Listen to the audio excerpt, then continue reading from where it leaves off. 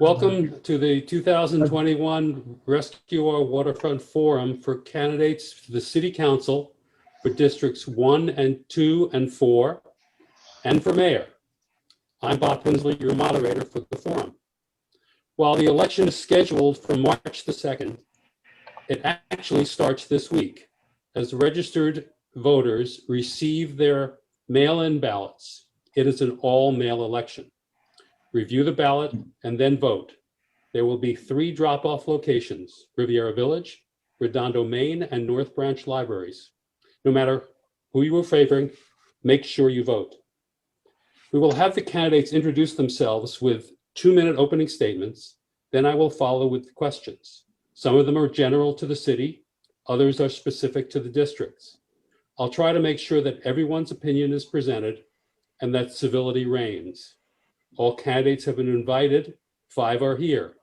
First, let's go to Nils Narenheim.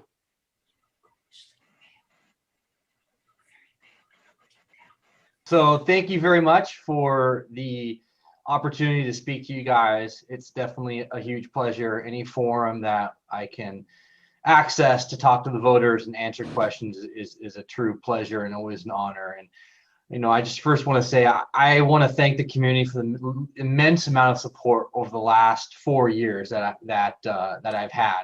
Being elected and 4 years ago, with the way I came in and being able to do the changes that I've done, has been a tremendous honor. It's been a tremendous amount of work, but the honor and the pleasure in doing what I've been doing with a huge amount of thank yous from everyone is truly overwhelming and makes the job truly worth it. We've seen some dramatic changes in District 1, the citywide, and the impacts that we've done have been huge. And you can't do it by yourself. We've got great teammates to work with. I'm looking forward to another 4 years.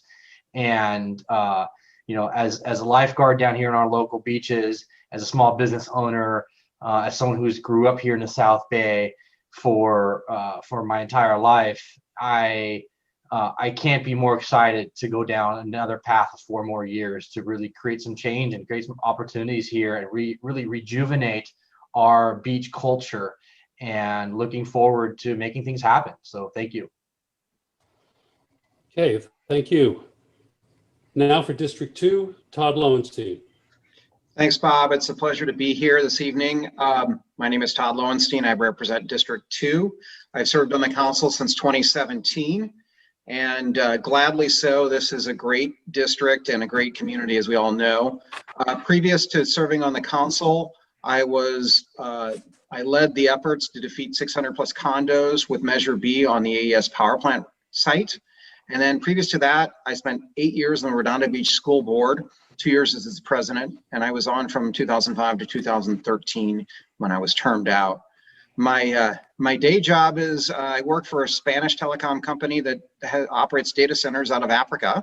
So I deal with Facebook's, Amazon, Microsoft, streaming companies, content delivery companies.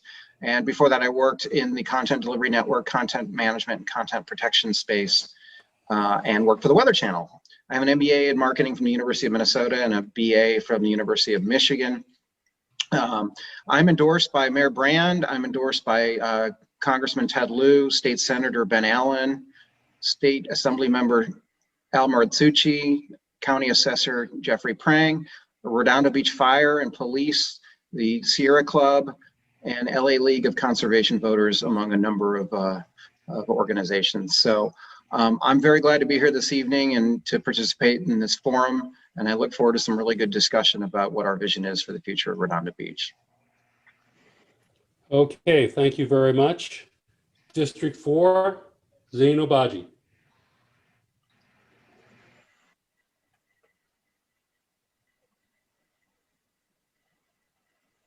Do we have Zain? Oh, I'll make sure he's unmuted. Hang on. And he's got his video, hopefully.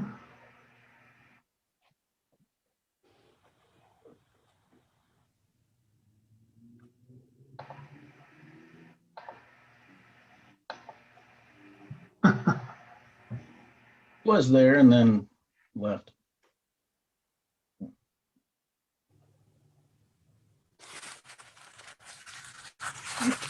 Okay, is Zain ready, or shall we move on?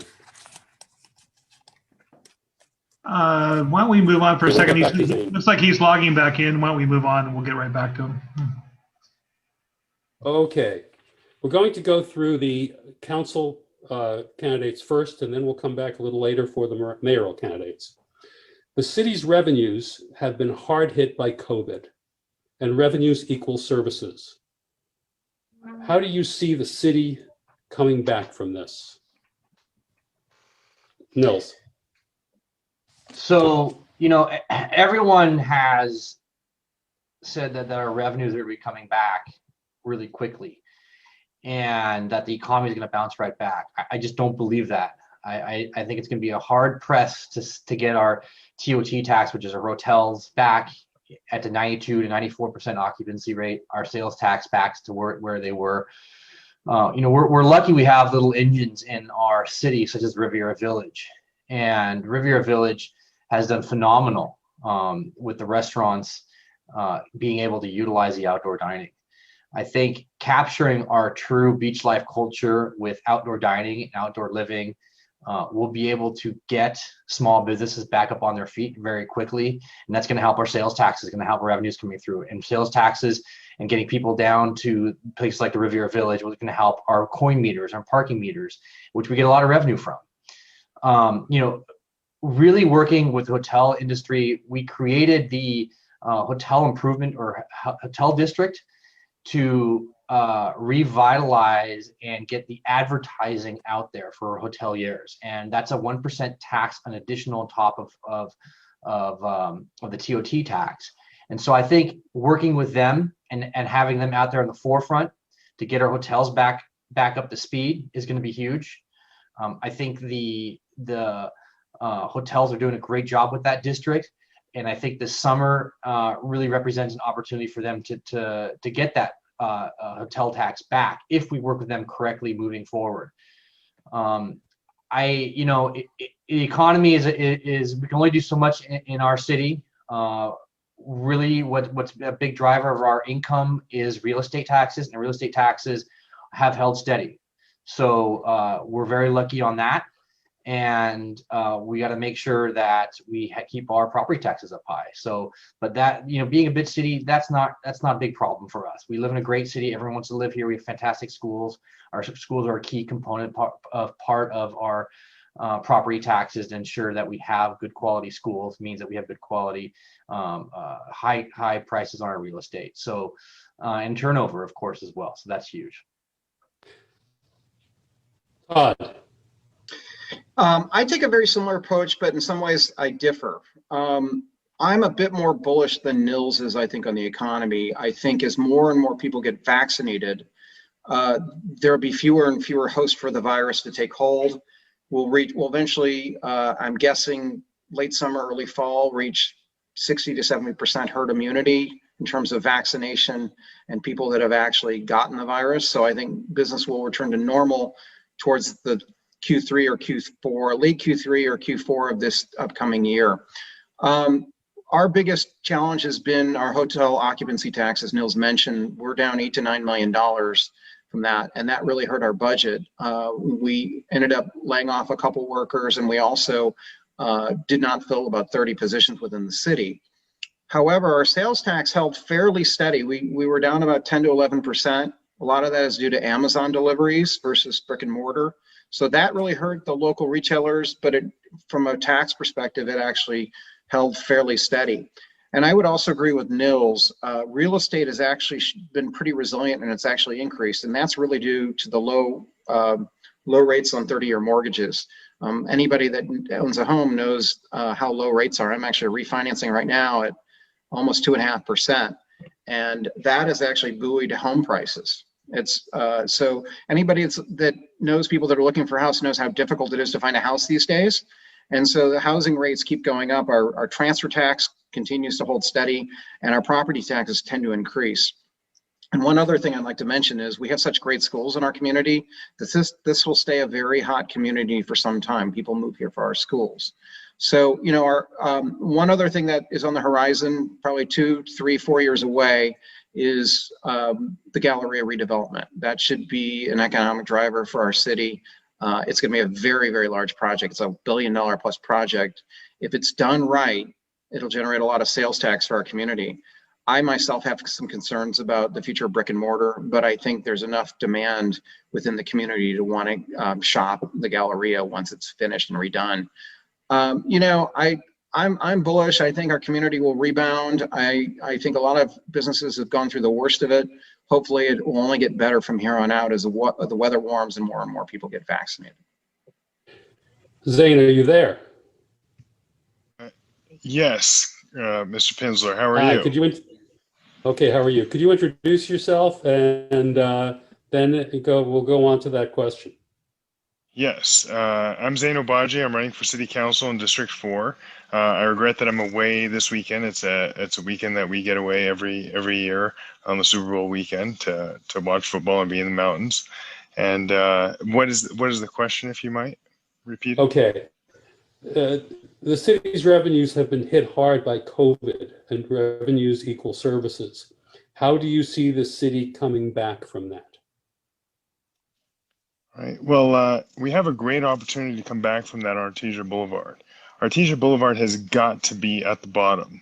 There were vacancies on Artesia Boulevard before the pandemic struck, and there are even more now. So how we come out of the bottom is determined by what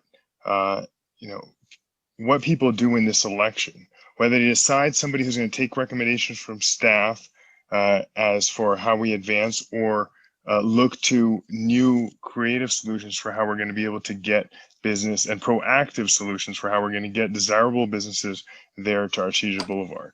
It's really an underutilized resource that we've had in the city to be able to generate the type of sales tax that Mr. Narenheim just described in the Riviera Village. We have an opportunity to emulate what the Riviera Village has done relative to restaurants and the like. But that's going to take really a transformational vision for what we can do up in the North Redondo.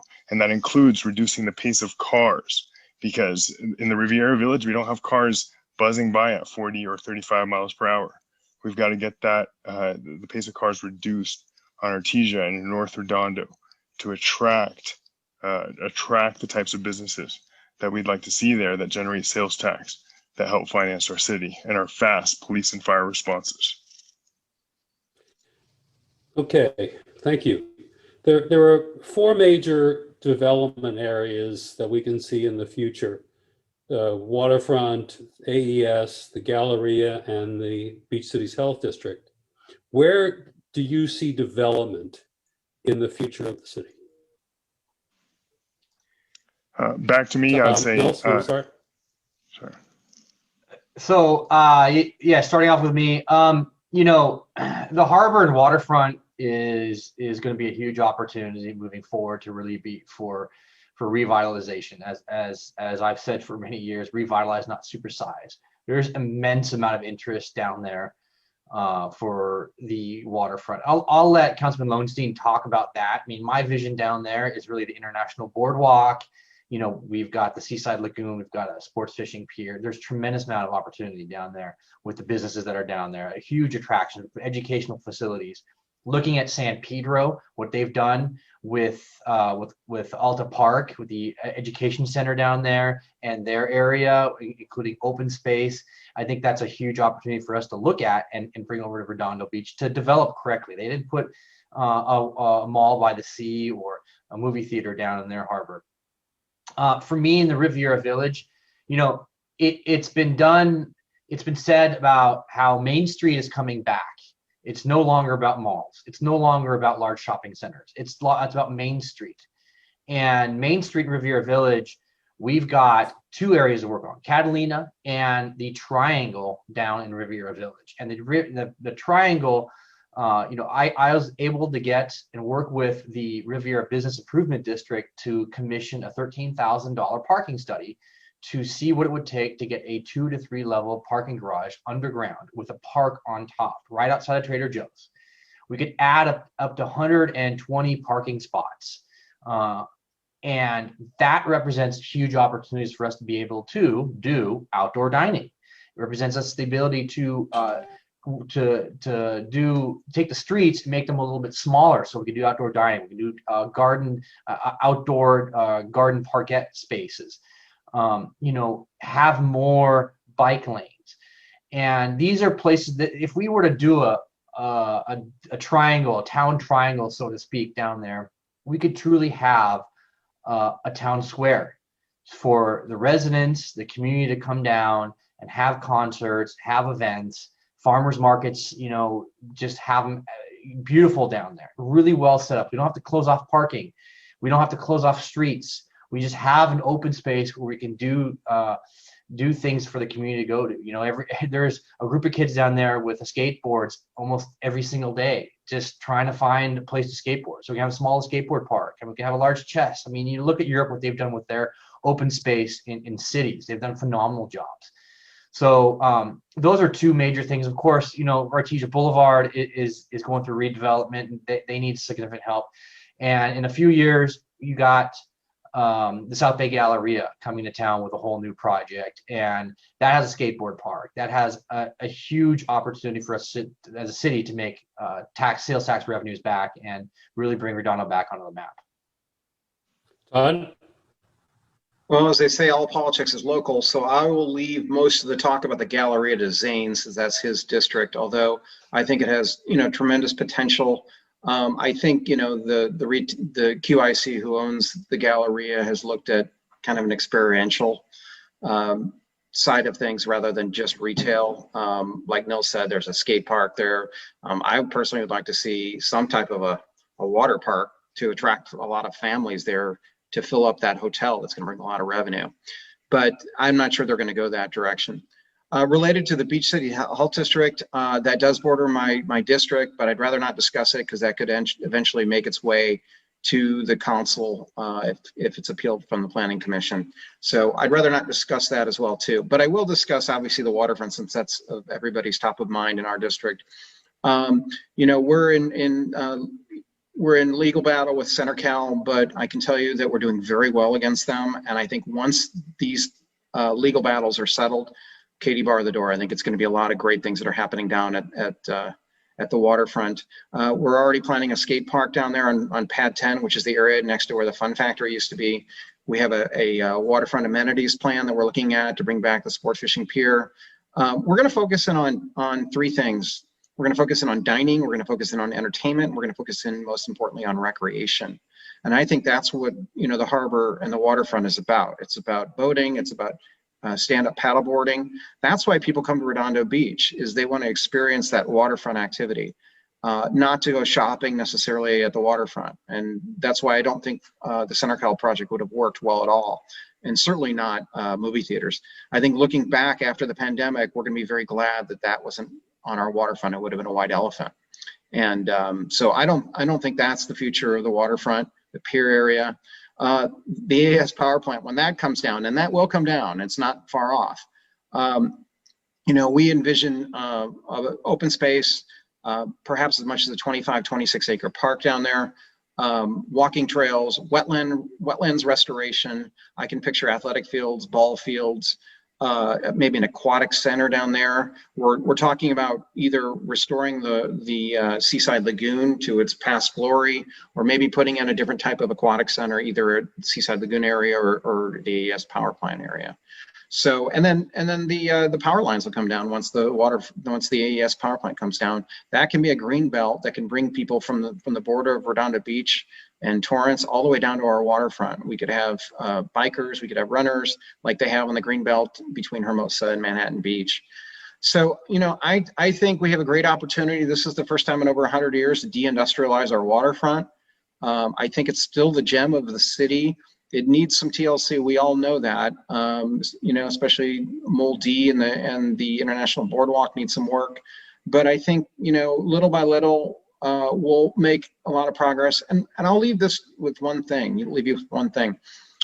I was in a property law class years ago, and the professor said, you know why land is popular? Because they're not making it anymore. And that really goes to be true with the coast.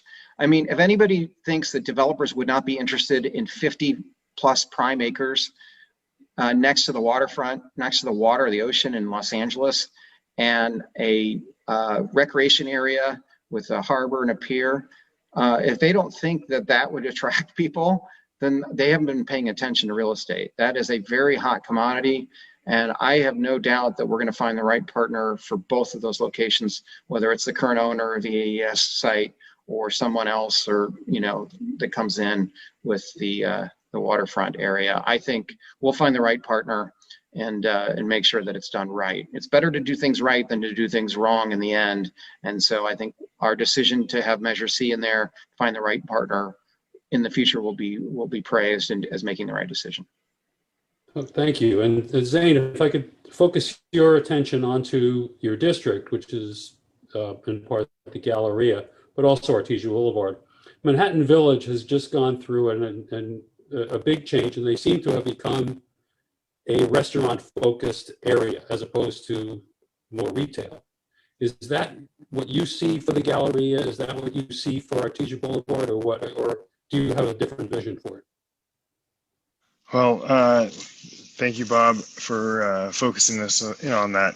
You know, as for the Galleria, I think an issue that we've had is that we haven't been kept apprised from our council member, and he hasn't been proactive in finding out exactly what the developer's temperature is on whether they're going to be bringing back retail, or whether that assumption that they're going to start at the end of the year is dependent upon certain things coming back relative to strengths coming back in brick and mortar retail and the abatement of the pandemic. So first and foremost, we really need to be, or one of the things we need to be focused on is what is going to happen with the Galleria project. Is it going to come back into what the developer applied for years ago, or is a modification going to be necessary because economic conditions have changed significantly and consumer behavior has changed significantly? And if so, then we need to start talking earlier rather than later as to other revenue generating commercial uses that could come into the Galleria area. What was the other, if you could restate the question, just The issue of development. Where do you see development right. So, as part of the future? Yeah. And in the future, obviously, we have concerns that Sacramento is, and it's a real concern, a real threat, that Sacramento is trying to solve the housing crisis by just blanket zoning density across California, no matter what the community looks like, how dense the community is. And in the case of Redondo Beach, and especially North Redondo Beach, that is, it's harmful to our quality of life for multiple reasons. First, parents in District 4, specifically ones with kids in Washington and Adams schools, have said that, you know, the classrooms are full. There's no more space for more kids. And as much as they'd love to have, you know, more kids getting a great education, this is part of the reason people invested so much money and moved to Redondo Beach, is to get good schools. We need to make sure that we push back against that kind of blanket zoning and usurpation of municipal rights in Sacramento, and ensure that we maintain land use controls here, because that is what, you know, people here are, they banked on 3 and a lot. I live in a 3 and a lot. We didn't expect to be on a 6 and a lot, or to have, you know, our school systems degrading because of that. So now, as for development, we, in addition, it's not that we're anti-development. We have to ensure the right type of commercial development comes in. So the property tax on residential development does not cover the fire, police, and school burdens that have to be borne by the city and the state.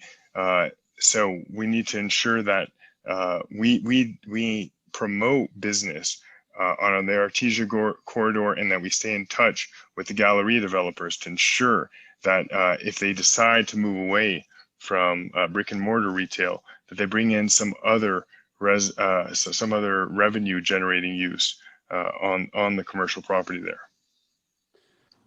Redondo Beach is known as a park poor city. How do each of you see open space as part of the general planning that is in process right now? Let's go back to Nels.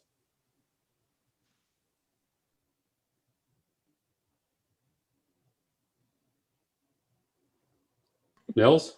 You're on mute, Nils. Sorry, thank you. Thank you. So, like you said, Redondo Beach is park ports. One of the reasons why I got into this position, why I got so active. We have seen so much overdevelopment in Redondo Beach. We are so dense with so much housing. It's every square foot is nearly every square foot is paved over, and we haven't prioritized that park space, and we haven't prioritized open space and utilizing that space properly. So as a result, the things that we've done in the past 4 years is we've looked at the SCE right of way, and we've engaged with them to get more open space and the views, preserve the views. We've budgeted more money for Wilderness Park than ever before. We've been working with South Bay Parklands Conservancy, which is a phenomenal 501c3. They get plants, they plant them at Wilderness Park, and they take care of the place. That is a great opportunity for the city to utilize volunteers. Alta Vista has a fantastic group, Sunset League. They've got a fantastic set of volunteers maintaining the parks, taking time away from staff for the city staff to not have to deal with that. And so they maintain the grass there, and they maintain a lot of those features, those park features there. We've applied for more grants than ever before in the city to utilize more trees, planting of more trees, taking care of our Veterans Park, for instance. We just built a brand new play center area for kids, brand new. It's fantastic. Kids and parents love it. And of course, we got the fitness court there, the adult fitness court. And it's something that I really fought for, and we got some grant money to go along with it. So we didn't pay full retail price for it. And it's right there at Veterans Park, right next to the playground equipment, and it's extremely popular. It's a program that's nationwide, started off in San Francisco area. And I'm going to be doing a lot more of the same, seeking out grants, redeveloping Wilderness Park to get more events happening there. We have a great amphitheater that's back there that people hardly even know about. Why do we have more programming back there? The SCE right away represents huge opportunities for us to go down there and take advantage of the open space with community gardens. And of course, the AES power plant site, that's a giant opportunity right now. It's a polluted park right now. It's all it is. And, we've got acreage and acreage and acreage there. And of course, lastly, Seaside Lagoon. We saw what beach life can do. We saw what beach life is. It got rave reviews. As Forbes magazine said, it was a quintessential Southern California moment. And that's what our harbor is. That's the golden nugget we have down here in Redondo. So I plan on bringing all that kind of open space back and usage of open space. We can make that area the town square of the South Bay. We've been doing it successfully. All leads road to that area. So I'm very proud to work with Councilman Lowenstein in that area in his district. So really, really happy and going to be seeing more of that kind of work and opportunities being taken advantage of. Todd, how about you? Yeah, one of the 3 legs of my campaign priorities is improving vital infrastructure. So one of that is paving our roads, but the other is making sure we have first-rate, first-class parks. And we have a good number of parks in town. Our largest park right now is Dominguez Park. It's a little under 24 acres. The power plant that I talked about a few minutes ago has the potential to have half of it, 25 acres, be parkland. So, I talked a little bit about restoring the wetlands and nature trails and ball fields. That's one thing. And Nils had mentioned the 190th right away.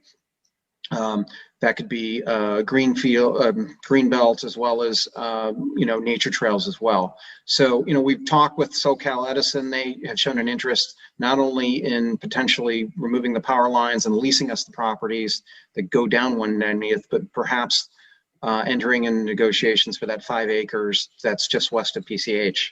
So that's a great possibility as well too. We could have a really cohesive greenbelt park. Nils had mentioned the funding we've gotten for Wilderness Park. That's up to $200,000 that we've gotten. There's planting going on there. We've also gotten $200,000.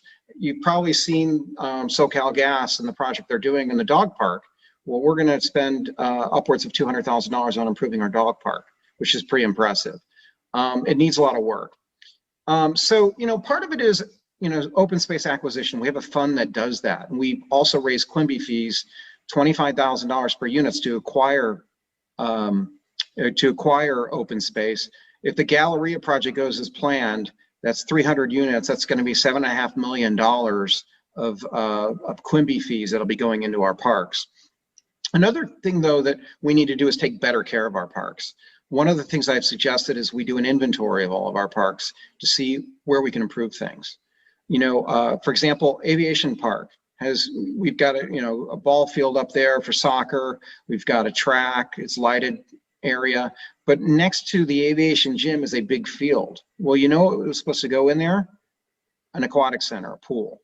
It used to be the pool for Aviation High School, and that's been promised for a long time. So I would like to see, I'm a big fan of swimming pools. I would like to see us build a pool in that area.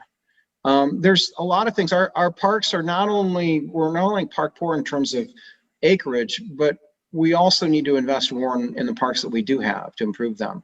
We're replacing the equipment at Dominguez Park this year, coming up.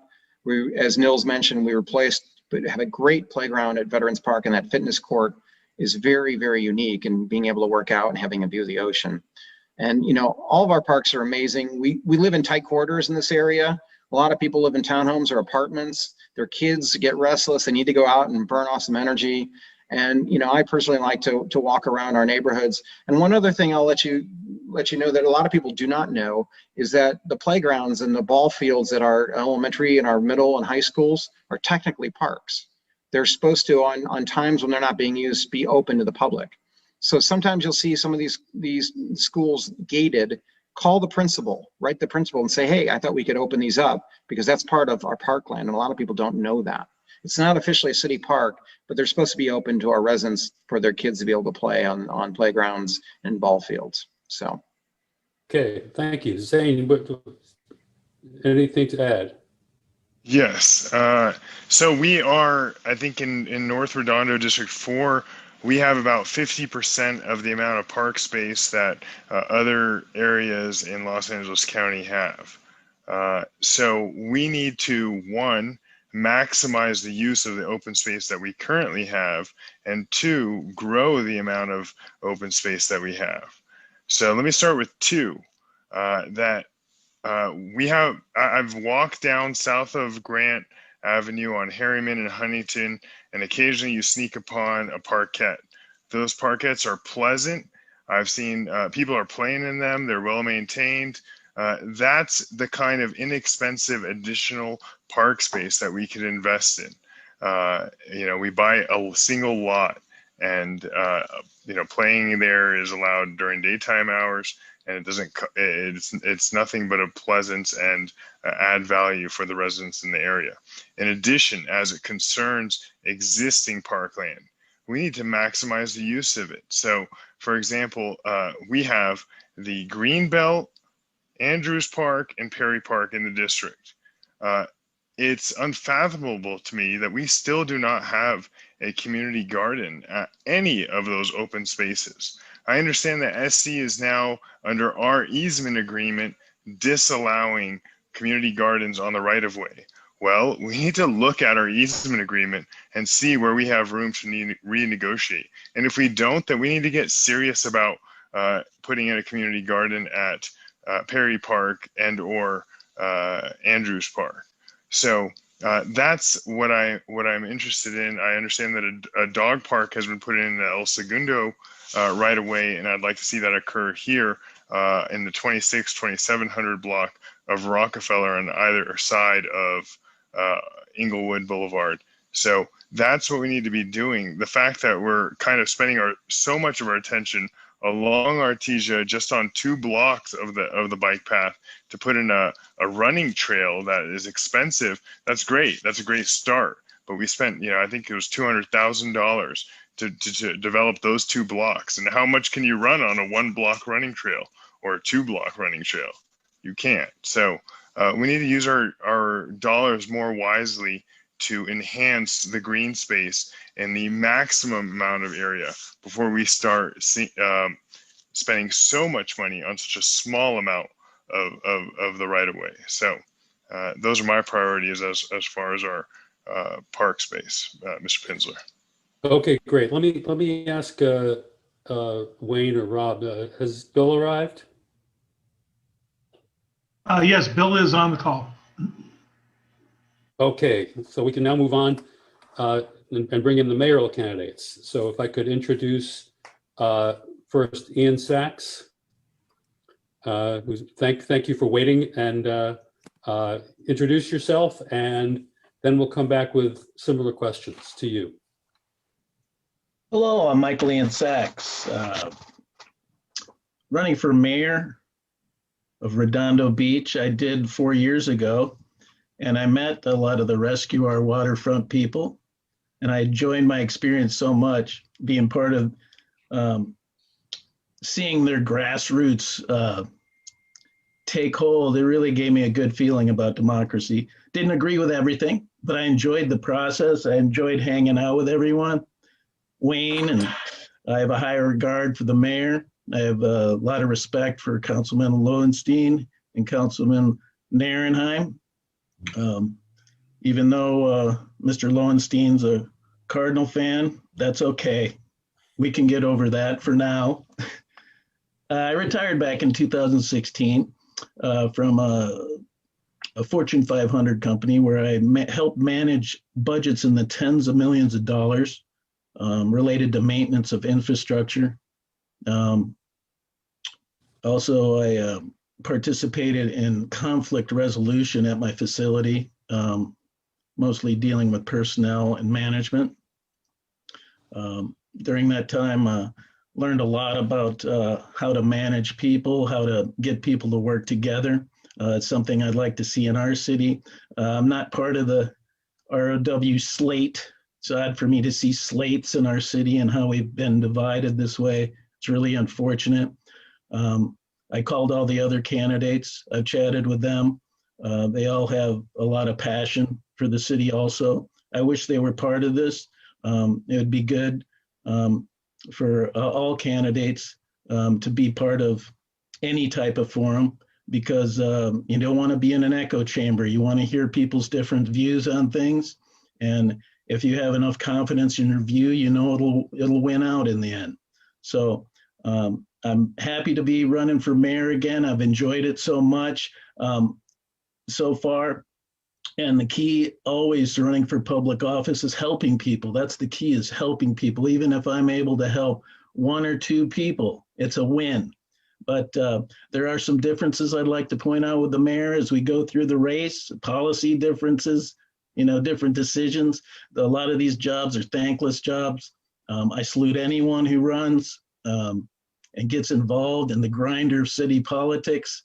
And I'm looking forward to the rest of the forum here. Oh, great. Let me introduce Bill Brand. Bill, go ahead. Well, thank you, Bob. Really appreciate this opportunity to talk. I always love talking to the public. It's one of the great things about campaigns. It's a great opportunity to get your message out and say what your goals are and what you've accomplished. And so thank you. Yeah, it's been a long road for me. Been doing this for 20 years, and started in 2001 when they wanted to build 3,000 condos on the AAS site. And yeah, ever since then, it's been a battle. I mean, there's no question about it. What he does is true. It's been divisive, but that's just the nature of land use and city councils everywhere. So yeah, we Rescue Our Waterfront. I agree with everything pretty much, and the main theme being obviously revitalize, not supersize. Yes, we need to revitalize our waterfront, but we don't need to turn ourselves into Santa Monica or any such thing, which is exactly what was going to happen. I was on the city council for 8 years before I became mayor, the last 4. And right out of the gate, they set the zoning to build them all. And it was a 4-to-1 vote. And we fought like the Dickens, and it ended up on a ballot. And yeah, Measure G passed, which was very unfortunate. We argued at the time that this is zoning for a mall, and they barely won, effectively argued that, hey, we're going to get something done, so let's get moving. We need this zoning. And that was in 2010. And then there you go. 6 years later, guess what? A mall. And Center Cal and Westport Capital teamed up together to form Redondo Beach Waterfront LLC. And they built that model. And people finally realized what Measure G was 6 years prior. And so I was happy to be part of the group that stopped that. It was going to be a disaster. We stopped Measure B back in 2015, I believe it was, where they were going to build yet another huge project on the AS site. And so going forward, there's a lot of things on the table. I'm really excited about the future, and I'm excited about the people that are running. We have a lot of things on our plate that are really starting to become huge opportunities. Artesia Boulevard, huge opportunity to remake Artesia Boulevard. The Galleria, they're still moving forward on that project. It's the largest project ever in the history of Redondo Beach. So, you know, I get painted with this anti-everything brush sometimes. And the fact is, I helped drive the approval of the biggest project ever in the history of Redondo Beach. It included affordable housing without having to increase the size of it. And then, of course, the attention is huge on the waterfront. We've been tied up in lawsuits for 4 years, and we're winning those for the most part, and we're ready to turn the corner and actually start revitalizing without supersizing it. So that's huge, huge opportunity. Likewise, a power plant, we continue to fight to have that permanently retired. It was supposed to be permanently retired a month ago, and the State Water Board came out and wanted to extend it by 3 years. We talked them down to 2 years, and then we talked them down to 1 year. And so that year is up at the end of this year. And, you know, it's a park. It's zoned for a park. And whoever bought it bought a park. And it's a brownfield, and it can't change unless there's a zoning change, and that requires a public vote. So, yeah, we'll see what happens with that. But that's another huge opportunity. Well, let me ask you both the same question I asked the council. The other big opportunity is the Southern California Edison power line corridor. So those are the big opportunities coming forward. Okay. Well, that actually dovetails into the question, which is the city's revenues have been hit hard by COVID, and revenues equal services. How do you see the city coming back out of this? Let's go to Ian first. Well, very challenging situation, and it was good to go after the councilmen so I could hear their views on it. And I tend to agree with both Councilman Narenheim and Councilman Lowenstein. With Mr. Narenheim, yeah, we're skeptical how quickly this will come back. You know, how are we going to get to where we were? We have these variants showing up, other aspects of the virus that are still unknown. So we've got to keep following the guidelines. That's key for any mayor or any elected official to keep pointing out. You have to follow these guidelines. We got to beat this virus so we can bring our economy back. But I also agree with Mr. Lowenstein, and there's a lot of pent-up demand. There could be a moment where we do beat it, where we see we're getting ahead of it, and we have to be ready. A couple differences I've had with the mayor over the last 4 years, generating revenue. One would have been, cutting costs related to elections. I am for realigning the elections. We had a city council meeting in 2017 relating to SB 415. The state, well-intentioned, wanted to align all the elections to get more participation in the elections. It would cut our costs immensely. Why are we having an election March 2nd? I mean, does this make any sense? Just think of the turnout you could have had in November. We had 40,000 people vote in November. Back in March 17, we had 16,000. So it's a form of voter disenfranchisement also. And we could save so much money on that. Also, when it comes to cannabis dispensaries, we dropped the ball on January 1st, 2018. We could have been in this game. There's cities all around us raking in money, hand over fist. 65% of Redondo residents voted for this. We have a mandate. Instead of what about this, what about that? We should have said the voters took all that into account. We should have a couple dispensaries right now that are generating revenue for us. There's probably many other things I could note, but those are two I'll throw out right at the beginning here. Okay, thank you. Bill? Well, first, we're saving money with an off-cycle election.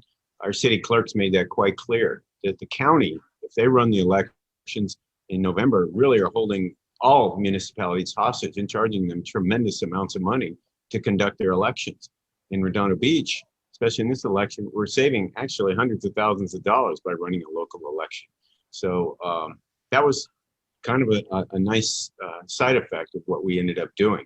Yeah, I'd like to see better turnout, but you also get lost when the city issues get wrapped up in the national and state county issues. So in a sense, I like the idea that we're focused on Redondo and not all the other stuff, but I'd like to get a better turnout. Anyway, revenue growth. I see it at the Galleria. They're moving forward on the Galleria, and that's going to be a huge sales tax boost to us. Plus, they're going to have a hotel, which will be TOT tax.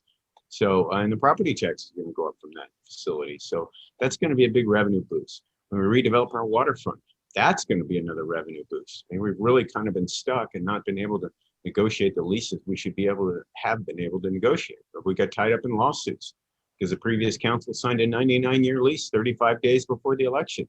That's been one of the biggest impediments to us growing revenue recently. So there's a lot of opportunity. Looking forward to moving forward on Artesia Boulevard. As we increase the business environment there, you're going to see more revenue coming in there.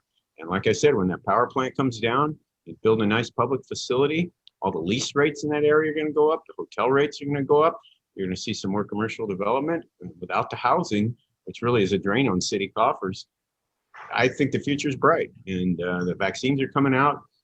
We've had a good measured approach to the pandemic. Unfortunately, LA County's become ground zero. So we'll just have to see how it goes. But we've done the best we can. And we're going to continue to follow the guidelines, and hopefully this latest reopening isn't going to create another surge. But if it does, we'll respond. And getting back on the feet, dealing with the pandemic, wearing your mask, social distancing, that's really what's going to get us back on track. All these things I've been talking about, because we can't get a pandemic under control. Okay. Let me move on to the issue we were just talking about earlier about open space.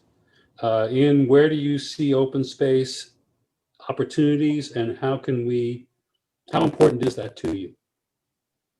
It's very important. We have to maximize where we can. We have to look at our city as it is, though. We are an incredibly dense city right now. The state's asking for us to be more dense, and it's understandable why they would. We have a housing issue. We have an affordable housing issue. We have a homeless issue. And we want to help in all those areas. I'd rather not take an adversarial stance with the state and get into lawsuits that cost us money, except I'd rather reach out to them and how can we help? How can we point out to you that this cookie cutter approach doesn't apply to us, but we want to help in other ways? This could help us create more green space working with them. The mayor's talked about a master plan for Artesia.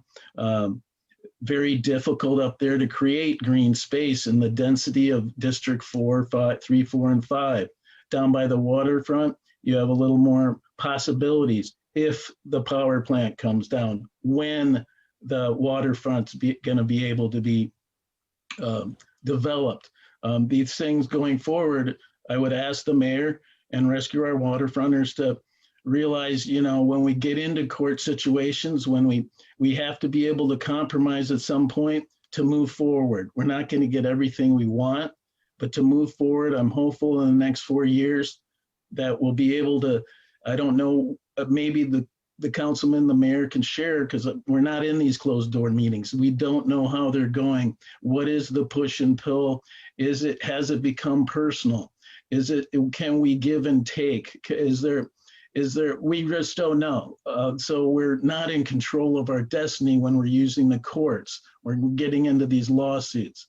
And that slows us from creating all these green parklets and green areas in our city, and being able to develop around those and generate the revenue you were talking about with the last question.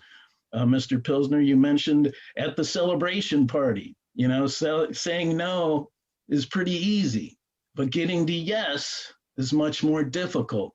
So that's the challenge. We can't always get everything we want, you know. We want a lot of things. As a supporter of Rescue Our Waterfront, the South Bay Conservancy, there's a lot of things I agree with them on, but there has to be a little compromise going forward. And I hope that's in their heart. They understand that there is a push and pull there, but maybe the mayor can share what are these closed door meetings, as much as you can.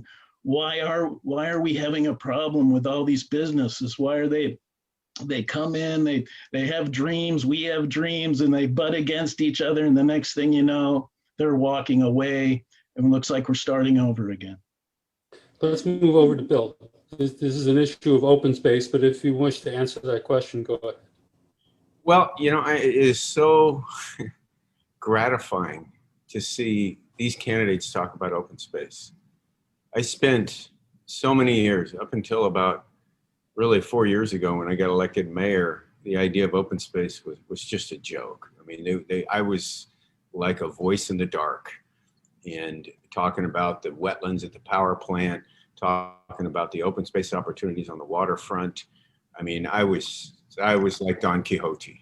And to hear everybody talk about open space now, the South Bay Parkland Conservancy, the Quimby fees that we're getting now, and our ability to move forward on these sorts of things, and work deals that collaborate with the county, collaborate with the state. We were collaborating with the new owner of the power plant until those power plant extensions fell on the table and he pulled the cord and split. But he's going to be back. There's no if of that power plant coming down. That power plant is coming down, and we need to get ahead of the game and not sit back like the previous councils have done and just wait for the developer to come with a big project and then rubber stamp it. And the reason you've been in these conflicts is because you've been electing people that are pushing these big projects. And then when the public sees what it actually is, then they start filing initiatives, they start doing recalls, they start doing referendums. And it's really been a huge disconnect between what the public wants and who they've been sending to office. You know, back in 2005, we had an advisory vote, and people voted to create as much parkland on the AS side as possible. They didn't vote for a big project, but then they voted for the people who pushed the big project.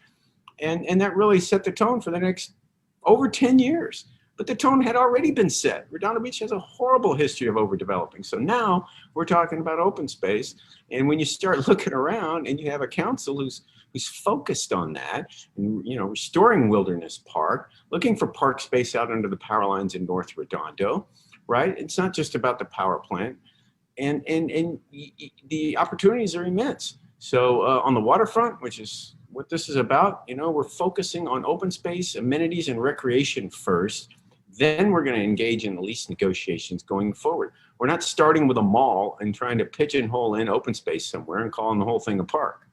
No, we're going to focus on amenities and open space and recreational uses in the waterfront. That's what it's for. And then we're going to hopefully find some very talented developers who understand the community that will move forward with us and collaborate in a way that we want. And I have no doubt they're out there, but these lawsuits have tied us up. I don't know what to say, man. You know, the previous council signed a 99-year lease 35 days before the election. And they did that on purpose because they thought they were locking in the project no matter how the community voted. And look what happened. Look what happened. You brought some people in. We're not going to, you know, yeah, if you want to end all this divisiveness, just get out your rubber stamp, start stamping these projects, don't push back, bring in big developers, and everything will go swimmingly. And the residents will wake up and go, who built that mall down there? So no, it's a fight, no question about it. And to get open space in Redondo, there's huge opportunity out there. And I couldn't be more gratified to see that the collection of people running and pushing for that and fighting for that. Let's bring everybody back in. One obviously big issue, and you've all campaigned on it, is traffic. When we saw at the beginning of the pandemic how empty the roads were, it's kind of was a shock to everybody as to how empty roads can be and how much traffic plays in our lives. Where do you see, and I'm going to start back with Nils, where do you see traffic as a public issue, the Green Line, public transportation, alternative transportation, whether it be bicycles, whatever? Where do you see that in the future of the city? Wow. Thank you. There's a lot in that question. You know, when I ran 4 years ago, one of the key things that I said, in fact, when the Chamber of Commerce still had their political action committee, I went to the meeting. Everyone told me, why would you do that? I'm like, I want to introduce myself and say hello. And I sat in that room and I said to them, you know, the problem with Redondo development is that we've been building so much residential, not enough commercial. Everyone leaves in the morning, gridlock, and at night everyone leaves or comes back in and we got gridlock. Let's reverse that traffic flow. Let's catch some of that traffic that's coming through.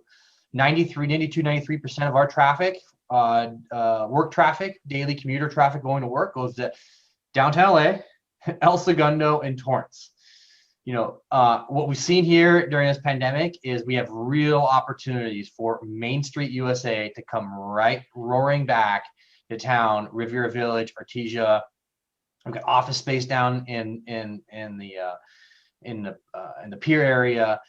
You know, we have real opportunities here to get office space, medical space. Look at Manhattan Beach. In the last 4 years, they did medical moratorium on office space because they have too much medical office space happening in Manhattan Beach. What we need to do is we need to foster that commercial office space for the mom and pop shops. We need to capture the people that are driving off the hill through PCH onto aviation up to El Segundo. We need to move back to reverse that traffic flow so people can work from home, can work from little areas. You know, South Bay Galleria, I was a huge proponent of getting more office space. We got 70,000 square feet. I was pushing for a minimum of 100,000 square feet. And what's funny is, you know, we approved that project and not more than a few months later, Fiskars announces they're looking for places to put their electric car company to look for office space. Well, where did they end up choosing? Manhattan Beach, 75 to 100,000 square feet. They wanted exactly what the South Bay Galleria is building. Why can't we have those opportunities? Well, we can. We have to zone for that correctly. We have to build for that correctly, and that's what it comes down to: zoning correctly, and stopping this over dense residential commercial traffic, so we can capture the office space, capture the markets that are actually developing, which is the small business community. And you know, in the last 4 years, I'm proud to say that we've been doing that. We've been changing the direction, and I think the pandemic has really shown that we don't need to be driving to work every day. We can do things remotely. It's amazing to me. I have to drive up to Inglewood, some other places now, once a week or so for work. And you know, back when I was working the elections back in October, I would drive up to South Central at Bethel AME Church. I would get there in 28 minutes in the morning, and I'd come back home in 35 minutes. It was just fantastic. There was no traffic. So I think, again, it really shows to us that what we can do when we reverse traffic and we capture some of that traffic here. And lastly, I just want to say, you know, in the last 4 years, because we've had that focus on traffic and safety and alternative modes of transportation, Councilman Lowenstein and I have gotten, along with Mayor Brand, pushing for $500,000 into the traffic safety budget. Because of that, and it's all in my campaign literature, I've been a huge proponent of this, which is LED stop signs that flash. Those are all around the schools. We've had new markings around the schools for the kids. The kids can walking school bus. We've improved a significant amount of traffic mitigation. Corner of sorry Todd, sorry Bill, I got to bring it up. Corner of Broadway and Torrance Boulevard. Mayor Brand, we'll talk about that in a second. And we've got a 4-way stop sign there, LED stop signs. And that's not the only thing. We're gonna get some bulb outs. We're gonna make it safer for people to cross these streets. Catalina, we just got a bike lane striped along Catalina. We're working on Nob Hill, getting a bike lane on Nob Hill. So these are all things that are happening because we were elected, because we have a focus on traffic now, because we have a focus on pedestrian bicycle safety, really capturing the beach culture and beach lifestyle, and realizing that, hey, you know what, we can do things differently now. And we've made great strides on slowing traffic, doing safe traffic mitigation, concentrating on our intersections, and definitely concentrating around our schools, which are so important. We've done huge safety and traffic improvements around our schools in the last 4 years because of the things that we've been doing. Okay, thank you. Todd? Yeah, I'd like to piggyback on what Nils had said. I was with Nils. We focused on the Galleria redevelopment, on having commercial office space there. We won that as a concession from the developer. Around that area, one of my concerns is Metro's Green Line is going to be, running through people's backyards if we don't fight that. And that's a very big concern. I don't think that's the right route that the Green Line should take to go to Torrance. It should go down Hawthorne to redevelop that area. That's one thing.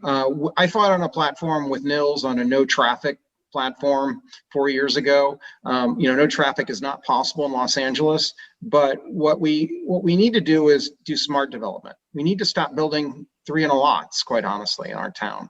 That is contributing to not only traffic, but it's contributing to lack of parking. It's contributing to overcrowding of schools and many other things.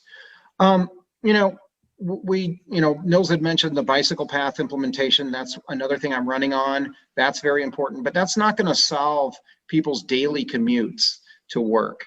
And for the time being, I think, when the pandemic ends, and it will end not too far away, people will start going back to commuting.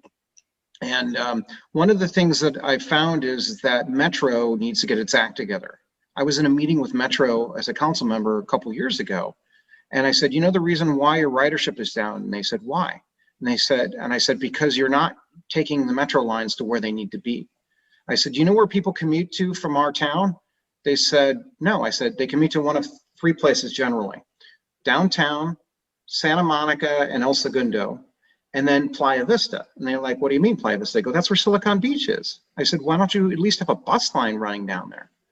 And they had no clue. They were focused in on providing one-stop commuting from Norwalk into Redondo Beach, rather than taking Redondo Beach and the South Bay into downtown. So when and I said, why are you doing Norwalk to Redondo Beach? And they go, that's where ridership is. I go, the reason there's ridership is that there's no other lines for people to take.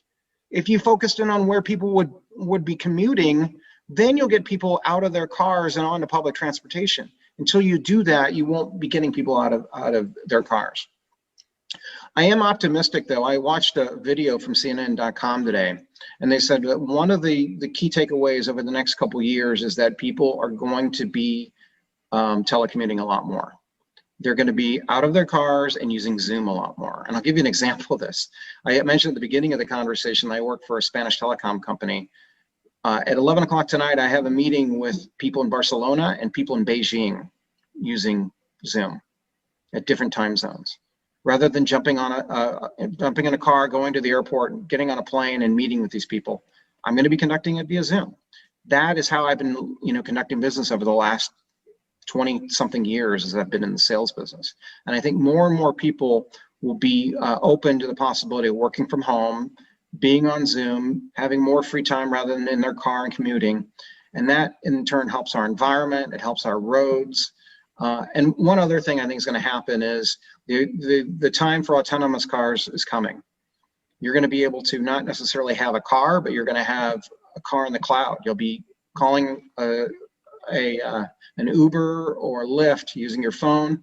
It'll be autonomous, it'll be electric, it'll come to your house. You won't need a garage necessarily anymore. A lot of people won't even want a car. They'll be using an autonomous car. So we have to plan our cities based on those type of things. And I think this isn't that far off. I think you're looking at 10 to 15 years, if not shorter. There's a lot of money to be made in this. And Elon Musk was already working with Uber on this. So, look for that to happen. I think you're going to have, cars are only used about 7% of the time. The rest of the time they're parked. So, it's about capacity utilization and using the cars as much as possible and getting fewer cars on the road and making them used more often when they're on the road. Before we get to Zane, I have an issue about autonomous cars, about what happens if you're late. Do they understand when you're late? But at any rate, Zane, issues of traffic, green line, bicycles.